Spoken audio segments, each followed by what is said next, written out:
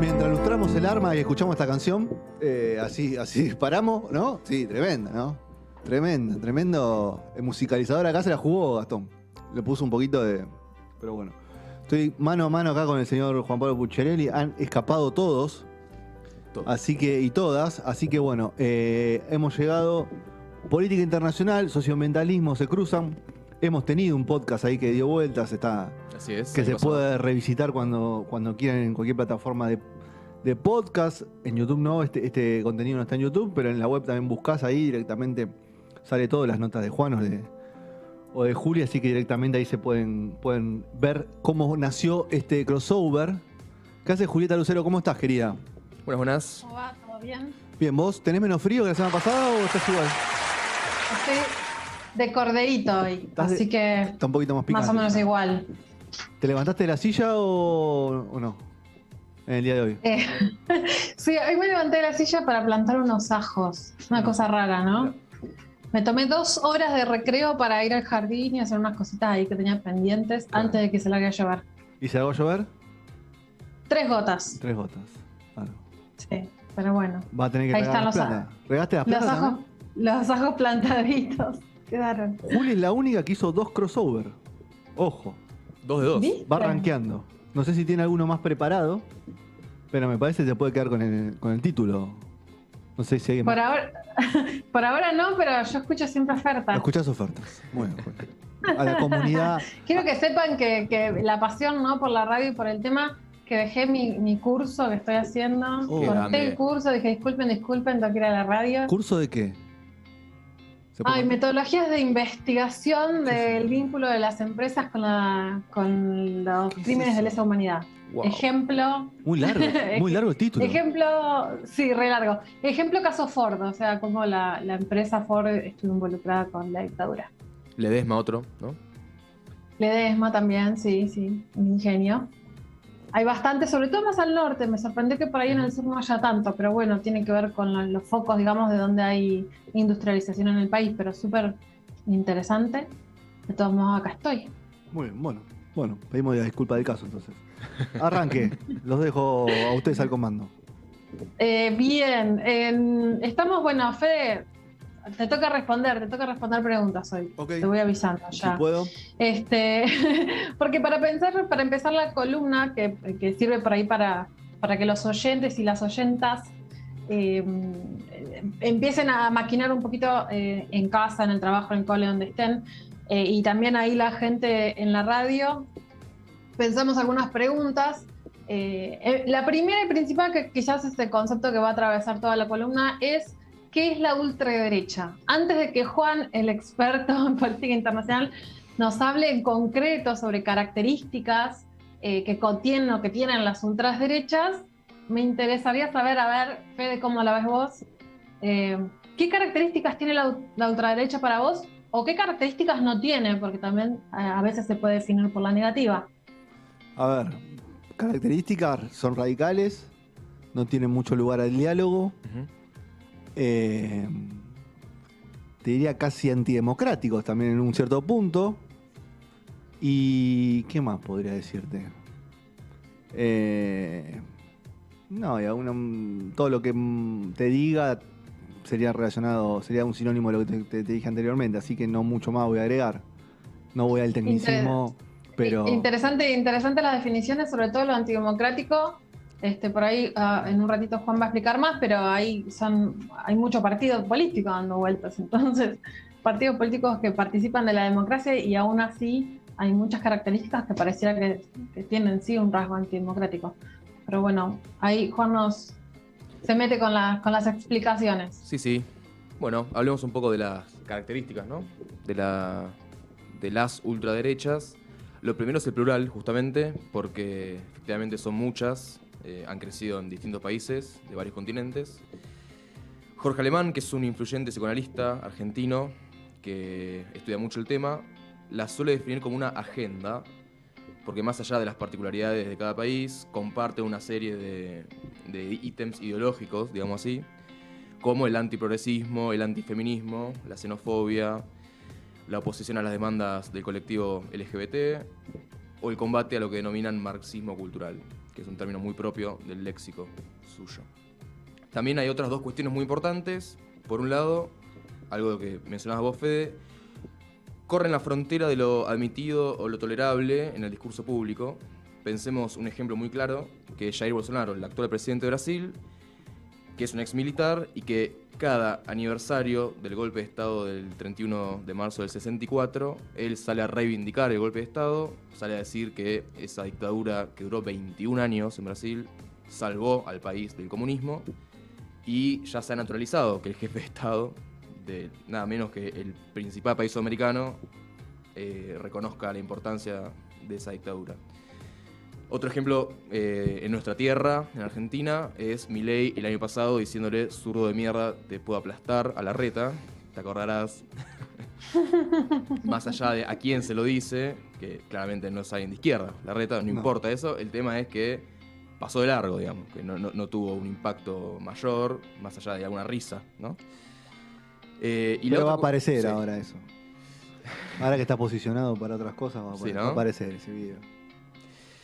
Y bueno, la otra cuestión importante es que tienen una vocación de articulación partidaria internacional.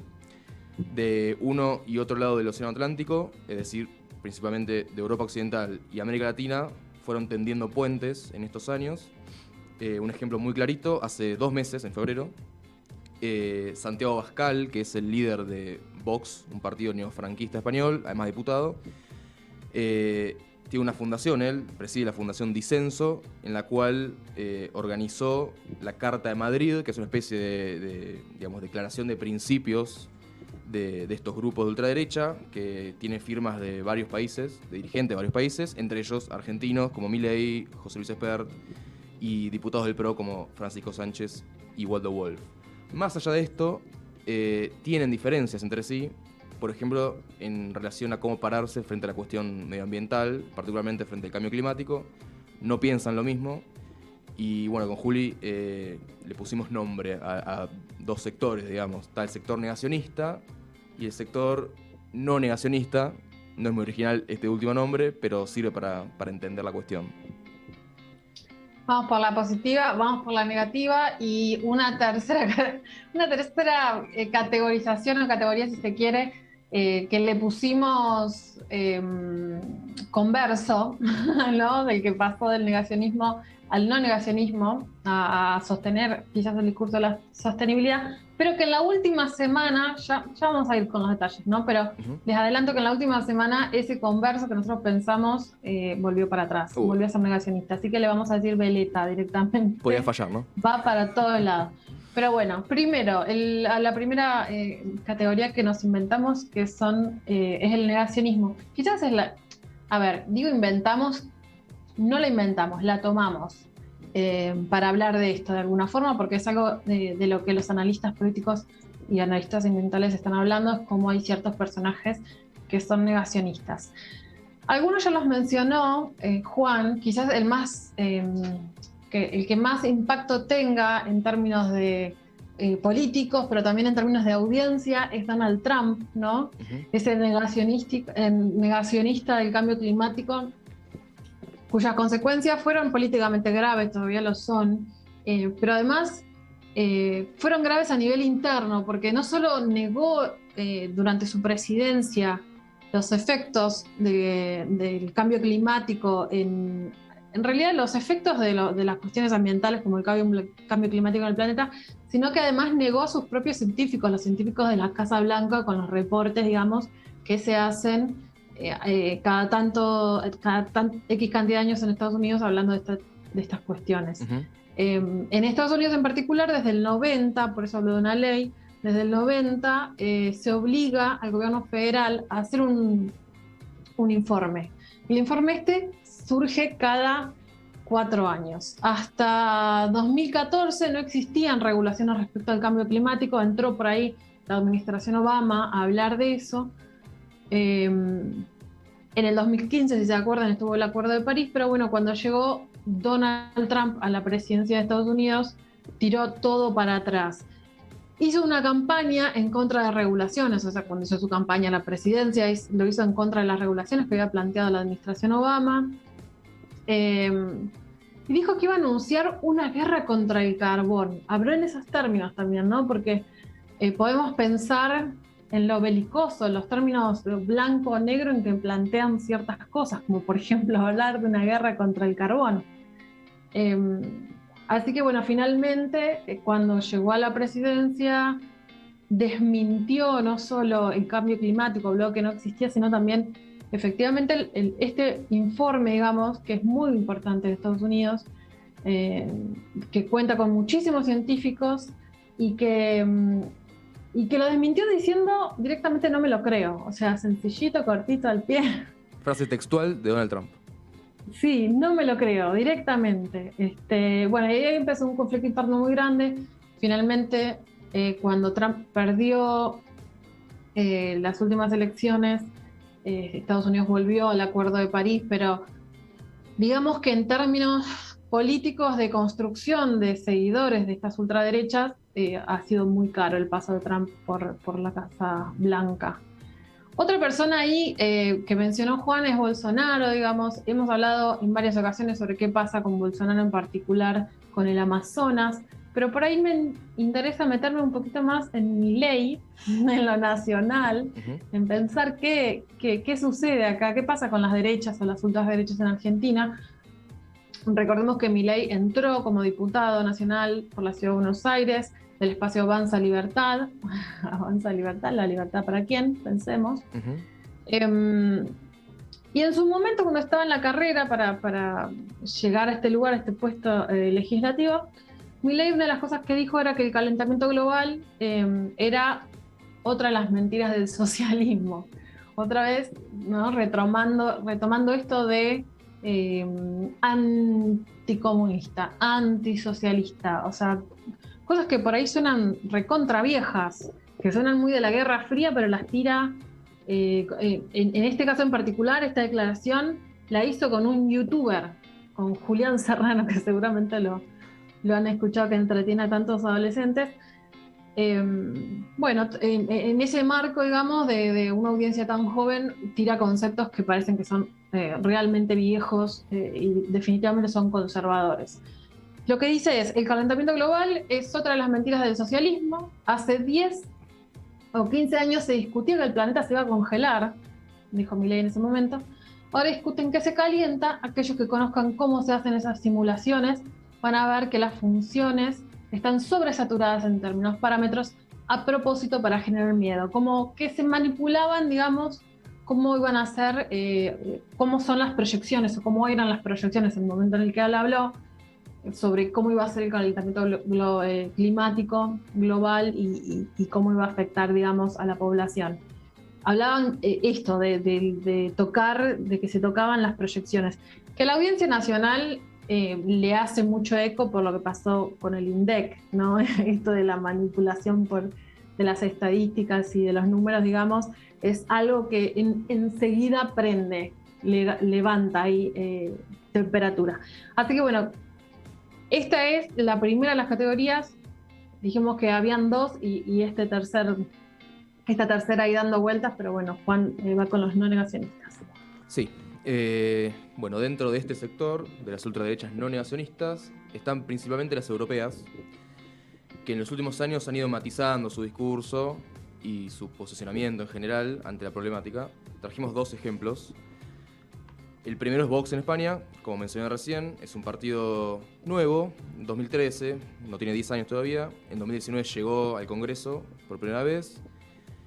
Tiene una postura tan extremista que llega a, por ejemplo, reivindicar la figura de Franco, dictador de España, como sabemos, entre el 39 y el 75, por haber salvado el país del comunismo, según ellos, análogo el argumento al de Bolsonaro con la dictadura brasileña.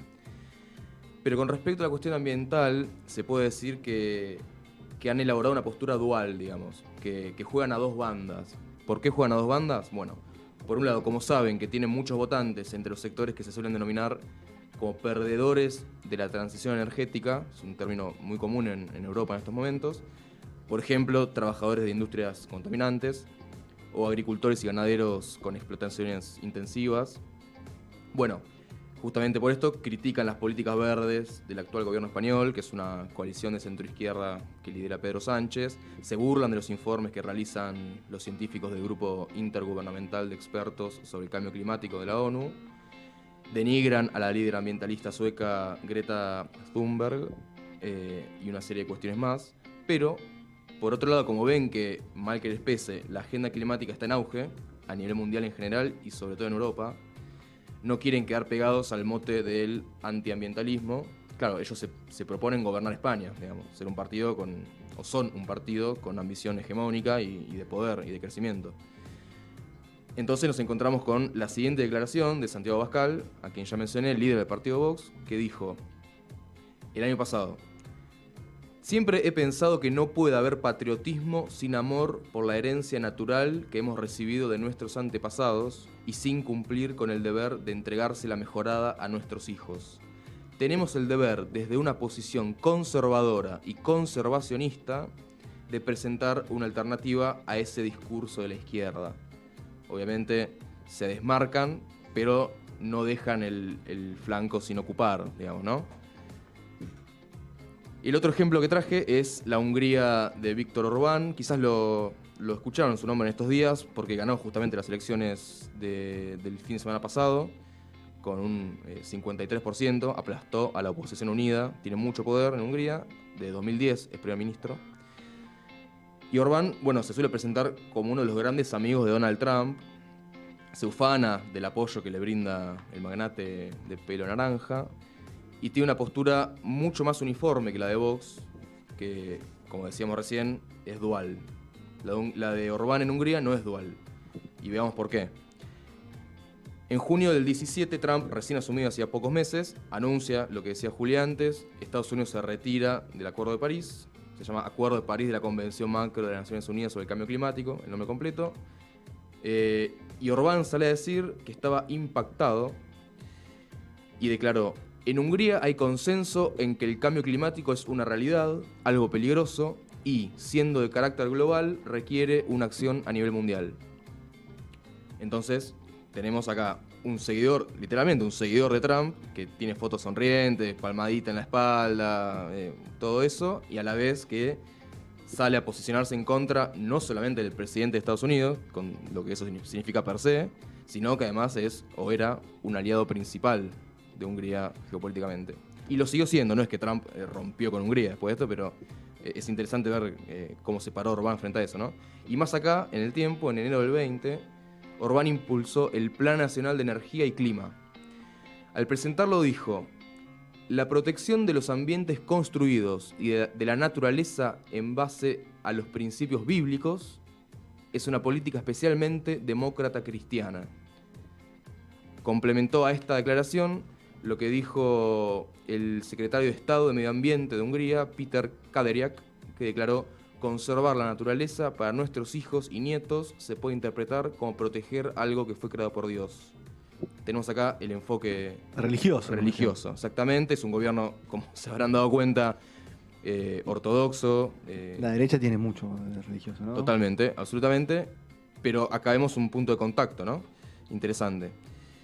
Y bueno, Juli va a cerrar esta sección con el converso. Con el converso de Boris Johnson.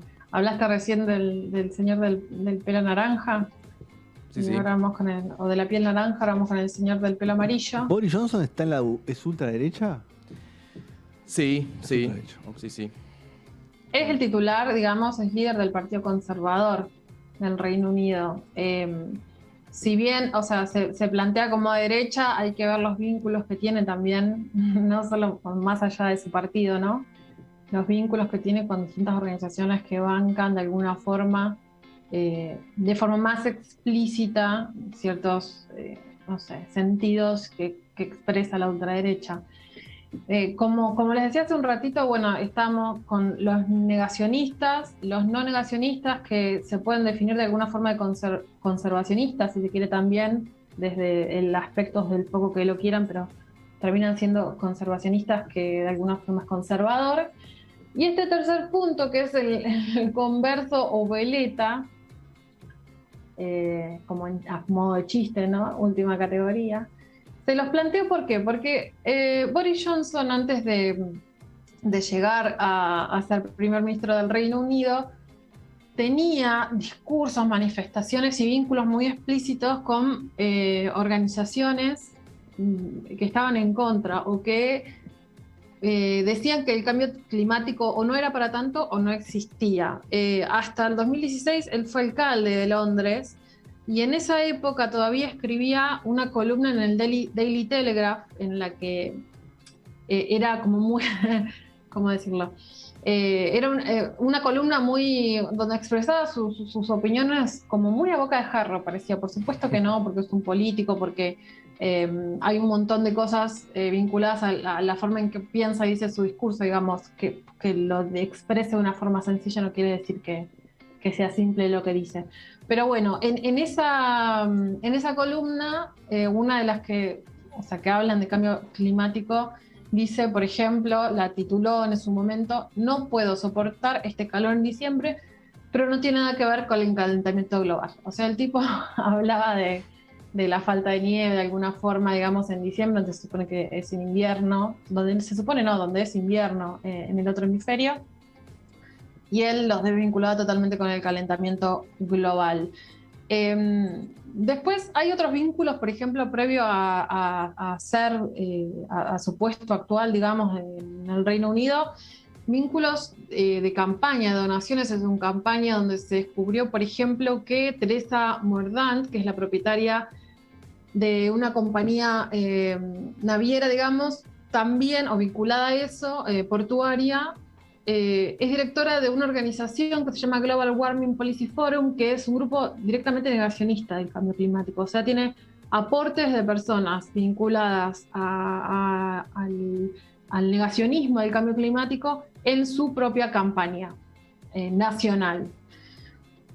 Y así distintas cosas, ¿no? Registro, por ejemplo, de acompañamiento económico por parte de distintas organizaciones que cuestionan, digamos, el cambio climático para que participe de ciertas conferencias, digamos, todos estos vínculos que de alguna forma se van dando en el mundo político, que a veces son más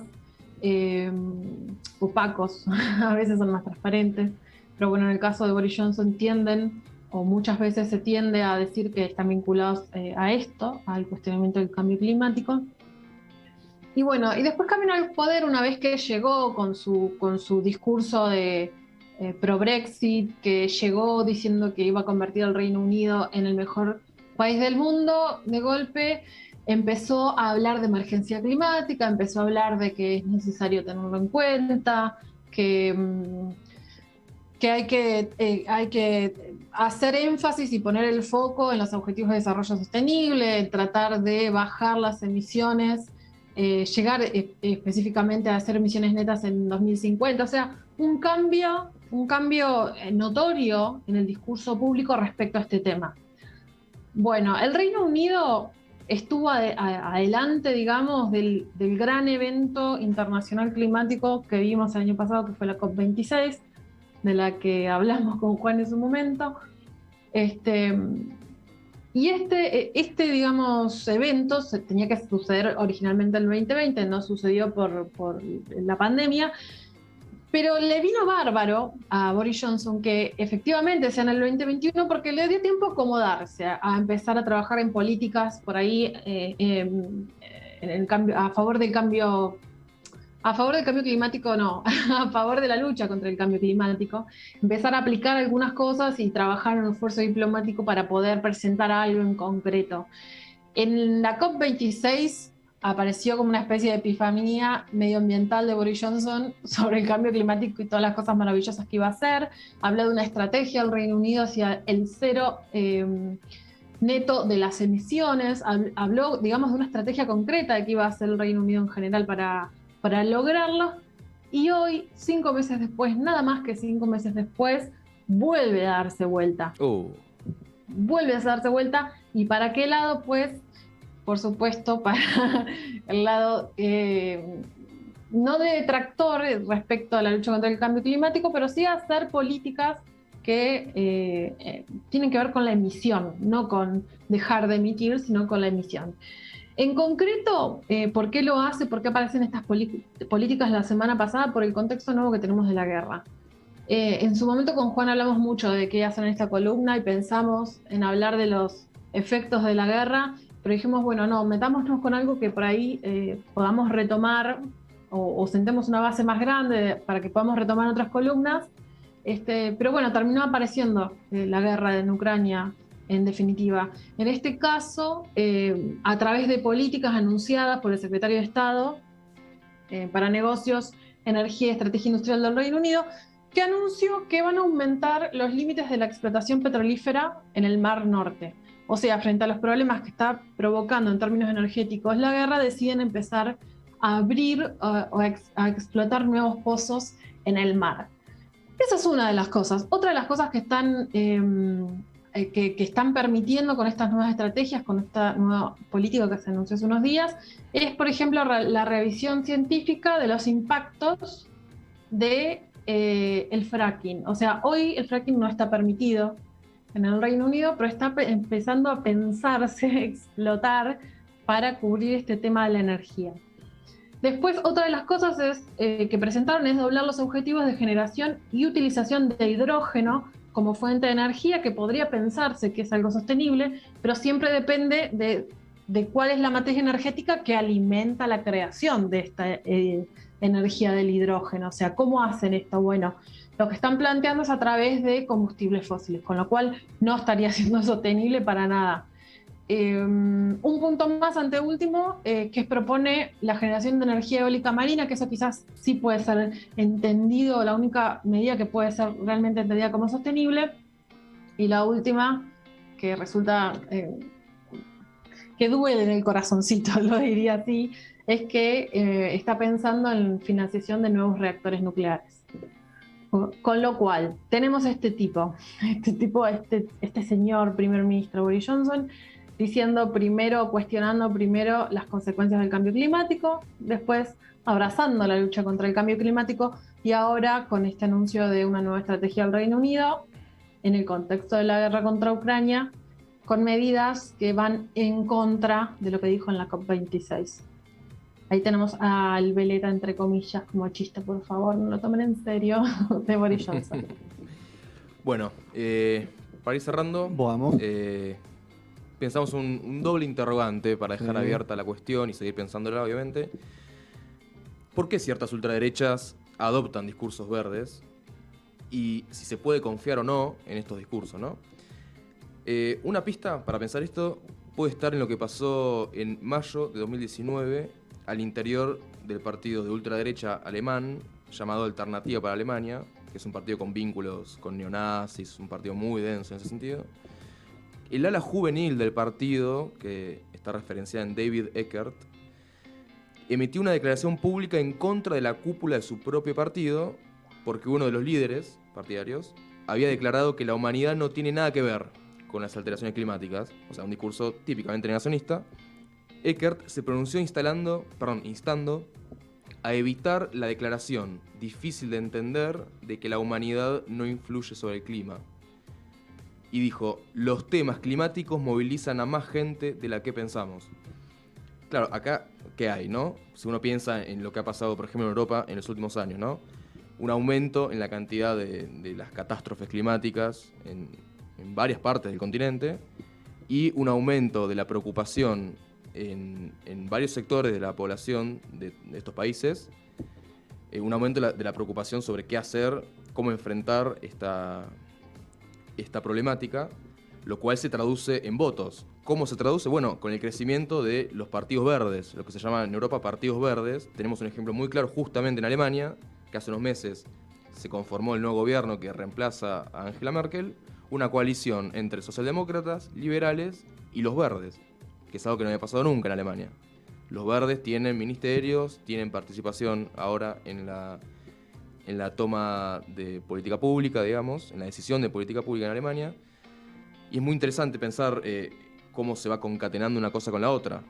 No se explica que hayan llegado al gobierno sin entender antes que tienen más votos que antes, básicamente. Y así, última cuestión, que es un término que está muy en boga hace bastante, que es la posverdad, ¿no? Sí. Vieron que Juli decía que Trump respondió a un informe realizado por expertos, por científicos que trabajan para la Casa Blanca, digamos. Respondió diciendo no me lo creo. No respondió contrastando con otra evidencia empírica, científica que tuviese. Habló de creencia. Claro, habló de creencia. Y casos como ese hay un montón. Lo que vemos es un debilitamiento del peso de la evidencia científica en el debate público, lo cual tiene consecuencias muy graves cuando estamos hablando ni más ni menos que del destino del planeta. Muy bien. Esos dos interrogantes han quedado para pensar y para desmenuzar un poco y ver cómo evoluciona, ¿no? Todo. Así es. Muy bien. Quizás, Fede, en Sí. términos periodísticos, vale revisar chequeado a nivel, o sea, pensando en los discursos nacionales, porque, por ejemplo, cuando salió Milei a hablar de esto, chequeado, como lo hizo con los otros candidatos, salió a desmentir, digamos, con información concreta. Así es. Entonces, Chequeado.com. nada, tenemos herramientas, Muy tratemos de usarlas. Ujú. Muy Sería. bien. Tal cual. Bueno, gracias Juan, gracias Juli Un placer. por este crossover entre política internacional y socioambientalismo, ultraderecha y su relación con el ambiente, medio ambiente, con socioambientalismo, como lo quieren llamar. Así que gracias Juli, besos, siga con el Un curso. placer. Bueno, ¿ya está preparado? ¿Están preparados este dueto que se ha armado para cerrar el programa de hoy, que es Gastón y Juan Martín, con la enciclopedia inútil de la tecnología? Así que vamos con Mon Laferte, Tu falta de querer, y ya venimos con más No Sonoras.